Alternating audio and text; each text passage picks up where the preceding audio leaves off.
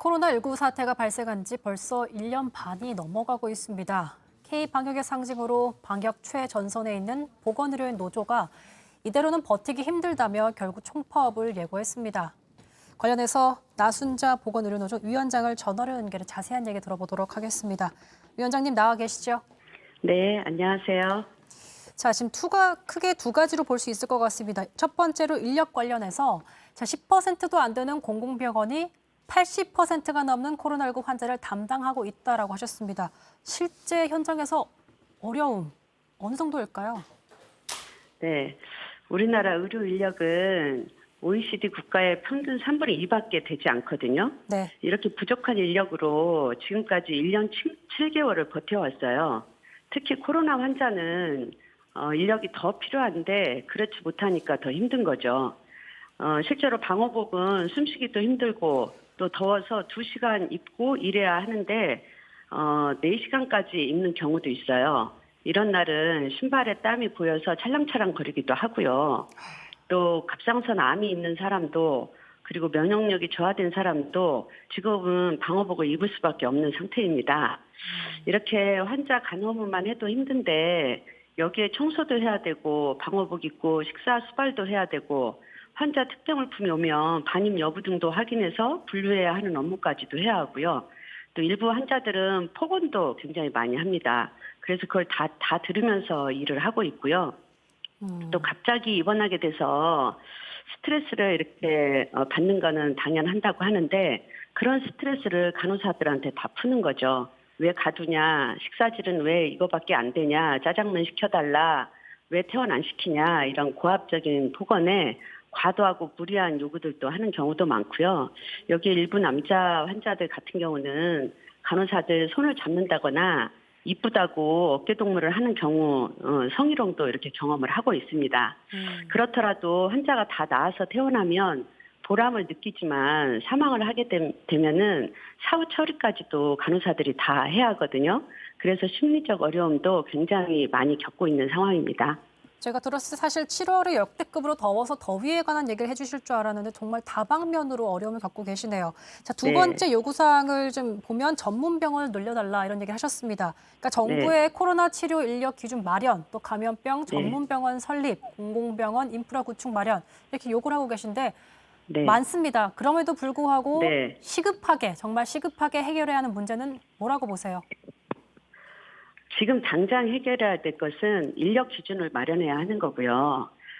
지금까지 복지부는 환자가 폭증할 때마다 병상을 더 확보하라고 그렇게 하면서 인력은 임시로 모집한 인력을 파견해주는 방식으로 지금 4차 대유행까지 이렇게 대응을 해왔거든요. 네. 근데 지금 대부분의 전담병원들은 확진 환자가 많이 발생하니까 현재 인력으로 볼 수 있는 환자 이상으로 보고 있어요. 파견 인력을 보내주지만 계속 일했던 간호사들이 아니라 임시로 오기 때문에 다시 교육을 시켜야 하고 또 그러니까 단순한 업무밖에 못하는 거죠. 그러면서 임금은 또 두세 배로 받아가고 그러니까 굉장히 기존 인력들이 박탈감까지 심각합니다. 그래서 중증 환자는 간호사 2명이 환자 1명을 볼 수 있도록 해줘야 되고 경증 환자는 최소한 간호사 1인당 환자 5명, 그 치매 요양 환자는 1대1 이렇게 볼 수 있도록 명확하게 인력 기준을 마련하는 게 필요하고요. 또 하나는 감염병 전문병원이나 공공의료 확충과 관련해서는 시간이 많이 걸린다. 재정당국과 협의를 해야 된다. 이런 얘기를 하는데 실제로 가덕도 신공항 28조 들어가고 예비 타당성 조사 면제도 쉽게 했잖아요. 네. 이런 것처럼 지금은 그 감염병 전문병원이나 공공의료 확충과 관련해서 특단의 결단들이 정치권에서 필요하다라고 생각을 합니다. 사실 제가 청와대 앞 광장 시위에서 간호사분들을 만났을 때 들었던 얘기들이 사실 지금도 나오고 있다는 게 믿기지 않을 정도인데, 그러니까 처우가 개선이 되지 않았다는 건가요?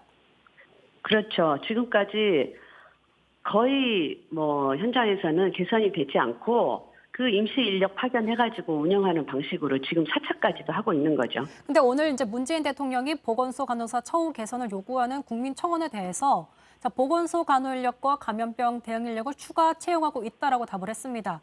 여기에 대해서는 좀 어떻게 보세요? 저는 보건소 간호사들도 굉장히 힘들게 일을 하고 있습니다. 그래서 이렇게 추가 채용한다고 해서 정말 다행이라고 생각을 하는데요. 우리 의료 현장에 치료를 담당하고 있는 간호사들에 대해서는 작년에 대통령이 간호인력 확충하고 처우 개선도 하겠다라고 약속을 했지만 현장에는 변화가 하나도 없습니다. 그리고 지난 7월 15일 날 중수본 회의에서도 네. 대통령이 공공의료 확충과 의료인력 확충에 대해서 근본적 대책을 세우라라고 지시를 했지만 저희는 그래서 기대를 굉장히 많이 했어요. 근데 어디에서도 대책을 세우고 있는 곳이 없는 것 같습니다. 그래서 저는 이렇게 대책을 세우지 않고 있는 이유가 환자가 폭증할 때마다 임시로 모집을 해서 파견해 주잖아요. 네. 그래서 별 문제 없는 것처럼 이렇게 생각을 하고 있는데 실제로 현장에서는 겨우겨우 버텨온거죠. 근데 이제는 버틸 한계점을 넘어섰습니다. 임시로는 안 그래서 된다 이 말씀하시는 거죠? 그렇죠. 네. 알겠습니다. 지금 네. 사회적 거리두기를 지난 3차까지는 강화를 하면은 환자가 줄었습니다. 근데 지금은 델타 변이로 인해서 사회적 거리두기를 강화해도 환자는 더 늘어나고 있잖아요. 네. 그래서 이런 상태로 장기전이 되면 안 된다는 겁니다.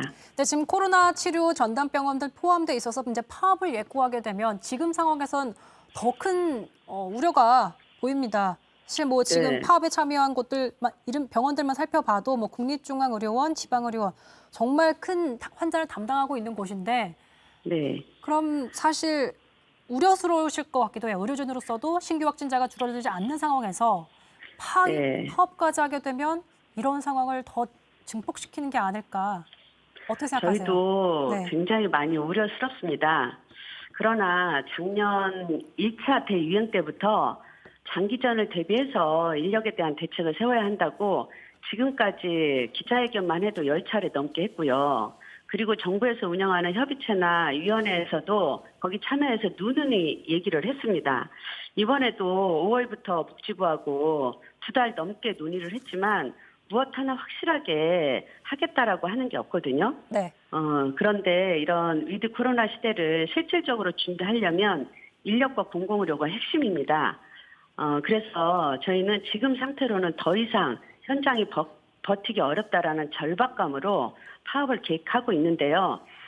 우리는 파업이 목적은 아니에요. 그렇죠. 그동안 두 달 넘게 복지부와 많은 얘기를 했으니까 이제는 저는 복지부, 여야 이렇게 모두가 결단하면 될 문제라고 생각을 해서요. 저희도 결단을 해서 파업을 안 들어가기를 진심으로 희망합니다.